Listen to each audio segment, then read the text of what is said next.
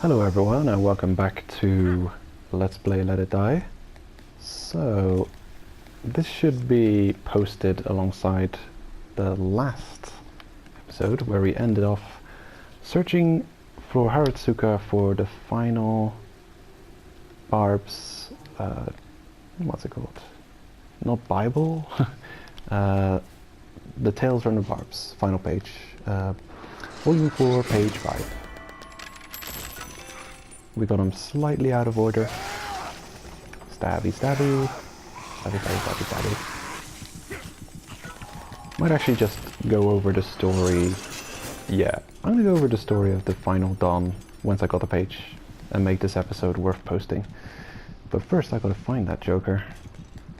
Honestly, it could be anywhere. And I didn't realize it, but leaving that spawning screamer alive up there would have been a good way to not get completely destroyed by jackals. Oh boy. Yeah, it could be anywhere. Probably not here though. But I really thought that page would show up like somewhere like here. This seems like an ideal place to hide something. Over here maybe. Nope. Also not here or here. None of these places. Right. Haven't been this way. Yeah, could it show up here? Surely not. Yeah, not seeing it. I have to keep my eyes peeled. We've definitely explored this room a couple of times, and I'm surprised it didn't show up for me on this room anywhere. I figured this is exactly where you would find the page. Curious, curious. Not seeing it anywhere. Oh, oh, oh my god. Well hidden. GG game. Trolled the hell out of me. Wow, so well hidden. You have to go all the way around here. You guys are lucky that I spotted that, because this episode could have been a multiple episode thing. Yeah. Cool. Found it. Yoink. Tales from Barb's. Page 4 of volume 4. Got a new mail. We've completed the whole Tales from the Barb's series, actually. Maybe that's what that mail is about. And before I check, actually, I'm worried about being close to the jackal spawning. I'm not sure how close we are to having fully cleared out this floor.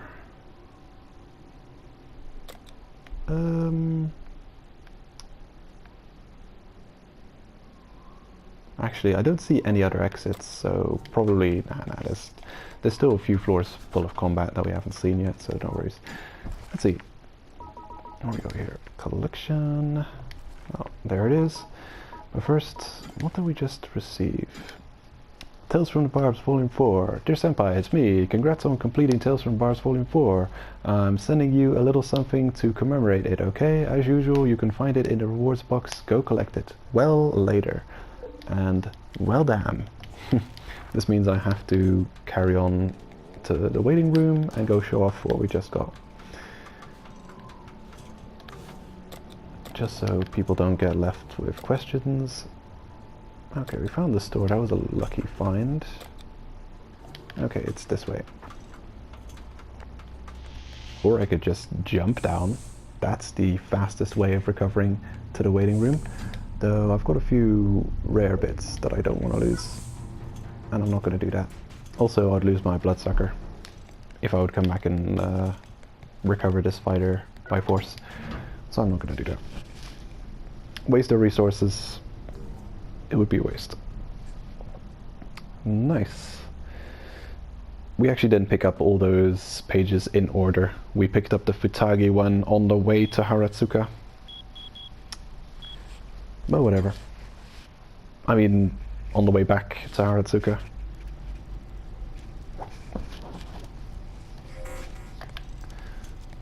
Hunter has been sent. I was gonna make that a bonus episode, or just like a normal Let It Die episode. But I've got the suspicion, whenever you see a hunter sent after you when you're on floor 40, there was not really someone who sent a hunter after you. I believe that the game pulls from a collected data set of existing haters, and just sends one at you at random for this floor, because there's always got to be there always must be a hater on floor 40 to go up against. That is not, you know, you. There we go. We're just heading back to check out what's in that reward box. Because considering we're gonna be discussing the final Tales from the Barb's character, the final Don, might as well show off exactly what the reward is for collecting that.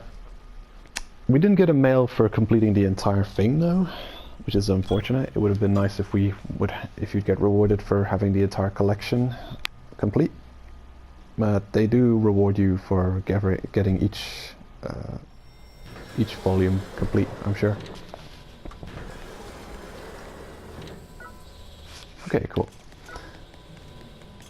Mingo Head left us alone because we've probably spent more kill coins than we went up with.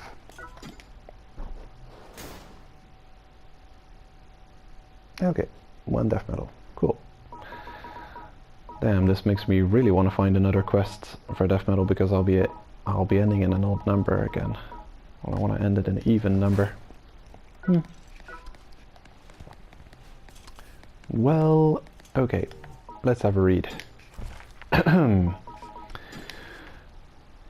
Tales from the Barbs, the final volume completes. Let's learn the story of this sumo guy, shall we?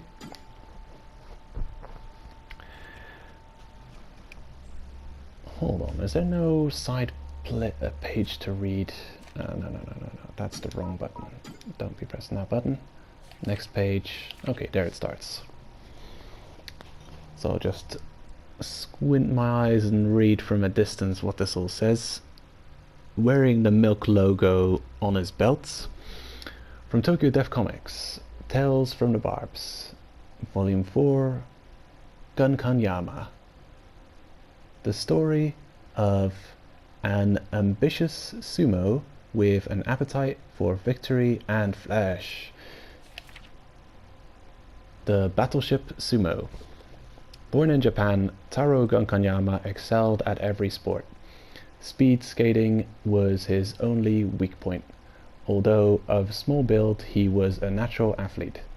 After graduating, he announced he was going to be a sumo wrestler despite not meeting the minimum height requirements. He did, however, manage to pass the medical examination tests by hiding a model battleship inside his coiffure, earning him the wrestling name Gunkanyama, Mount's battleship. Damn. Okay, so he met the height requirements. That guy measuring him, does he not notice there's a battleship there's a battleship strapped on top of his head? Odd that he wouldn't notice such a thing. The athlete earthquake. Gunkanyama excelled at sumo, and his fans hoped that he'd topple the foreign-born wrestlers who dominated the rankings. However, something strange was occurring in the athletics world.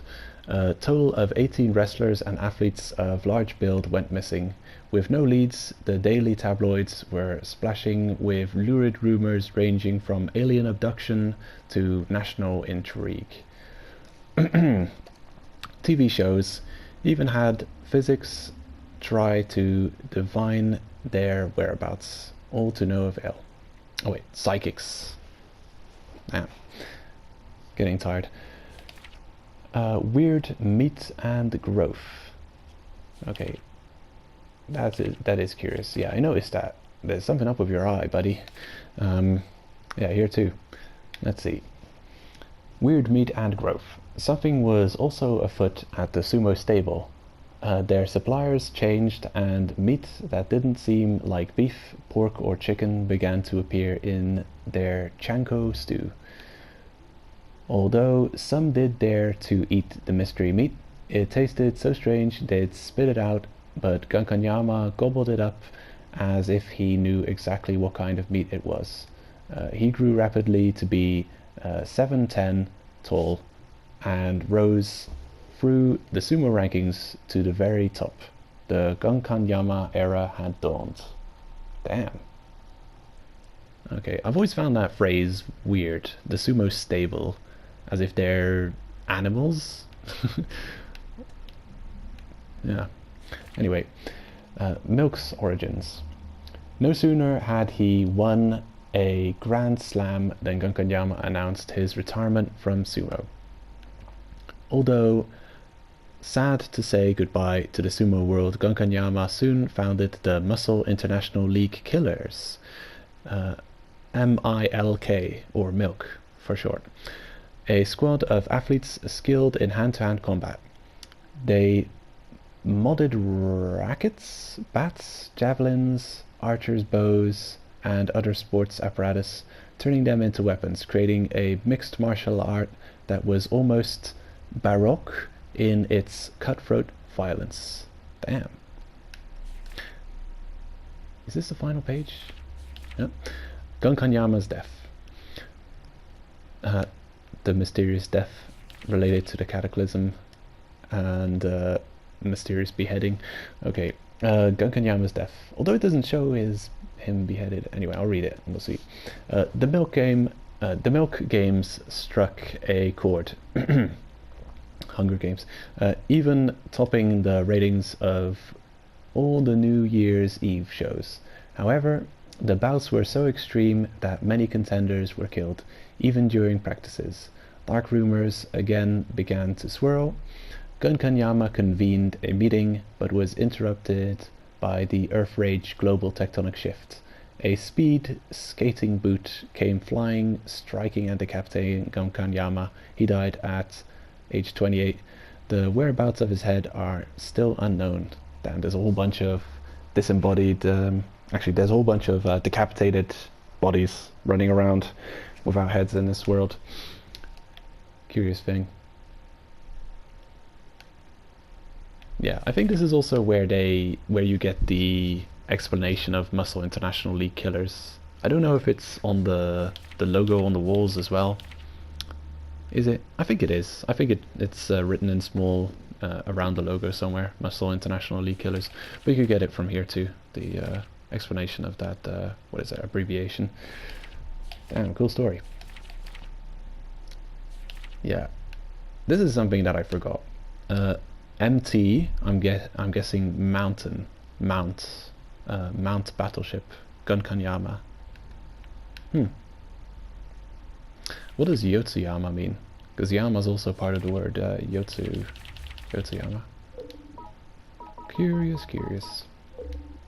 Well, that was a tale of Gunkanyama, the fourth Dawn, and as is with the tradition, you can learn everything about your opponent even before fighting him, or at least you'll know who you're going up against, kind of, or who they used to be. Cool stuff. So here we are. We've reached floor 40. Huge progress. Actually, wrong button. I meant to zoom in. Futagi, floor 40, and the fourth Dawn waiting to be defeated. I've got the armor means of defeating him. I've got the Murderous Hockey sets leveled up and ready to take him on.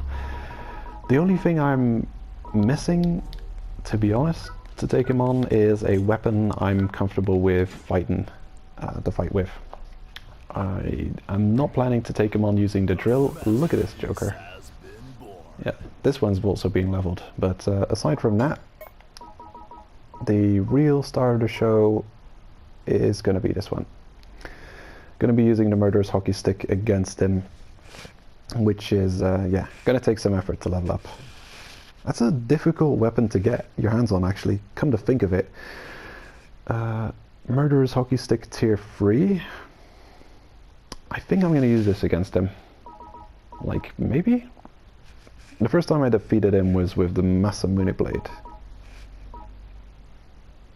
I'd like to defeat him with the Murderous Hockey Stick this time.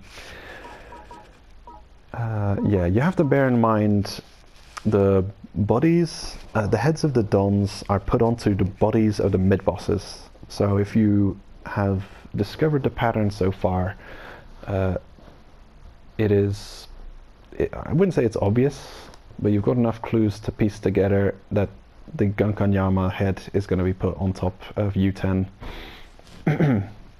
which is not a shock terror. It's an anomaly. So yeah, the same weapons would be useful against U10 will be useful against Gunkanyama. So the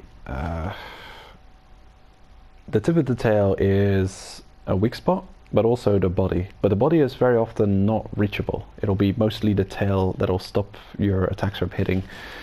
Certain weapons become very difficult to wield against him. Any kind of multi-hit weapon, like the loaded glove, you're punching, and you're kind of locking your character into place as you're punching, and his tail moves around a lot, so that's not really an option.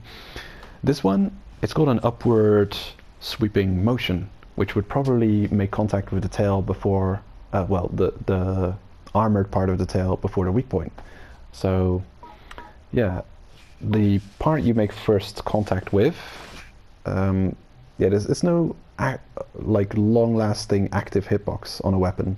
It's just like one time it makes contact, and it's do or die.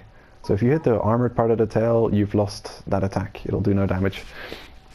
Even if you see the weapon physically move through the weak point of the tail, it doesn't count if you hit the armor first. So yeah, upward swinging weapons like the Bowling Crusher or Bowling Stomper and the Executioner Ride are not going to cut it. You need horizontal sweeping weapons, like for instance the Dragon Buster Sword. The Masamune Blade works. Don't know about this Joker. That's a bit too slow of a weapon for my taste. The Cleaver Saber, who knows? Actually, I don't know. The Cleaver Saber. Don't know if I'd use that.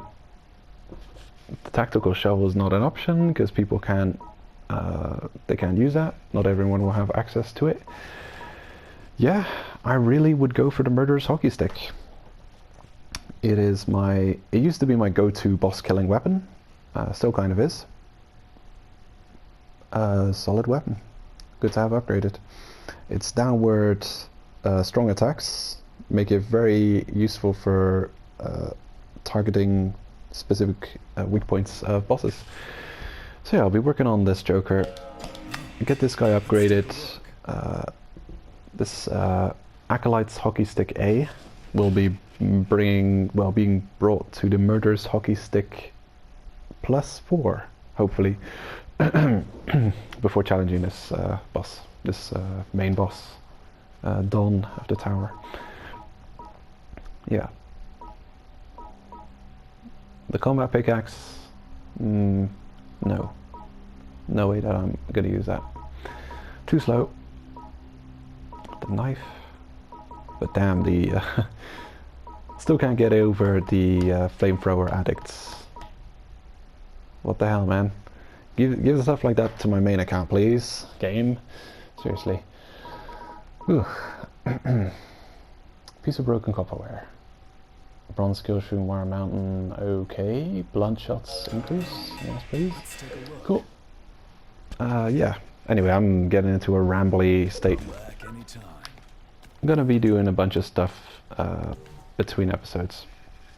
Next time we'll probably not straight away be taking on the boss. The next thing I'm gonna be doing is going over the farming spots for the 35 to 50 bracket. If I can successfully identify all the farming opportunities there. And then we'll be taking on the boss, of course. That's the next challenge after that. The floor 40 boss, the Jackals, then the Forcemen, then Battle to the Top. This is the normal progression route, in my opinion. It's how it should go. Of course, if you're strong enough to beat floor 40 Gunkanyama Mount Battleship, you're strong enough to take on the Jackals, at least in a one-on-one situation. Maybe you haven't got the resources to defeat all 3 Jackals in a row, but you have the resources to beat 1. And that's really all you need. Right. yeah, I think that'll be the end of today's recording session. Made hella progress. Voice is dying, but hey, it's been quite a few hours. Did good. Yeah, just just 1 or 2 more days of recording, and I'll have this entire game defeated. For 200, here I come. Yeah, imagine that. Anyway, see you guys in the next episode. I'm sure it won't be that long from this one. Yeah. Take care.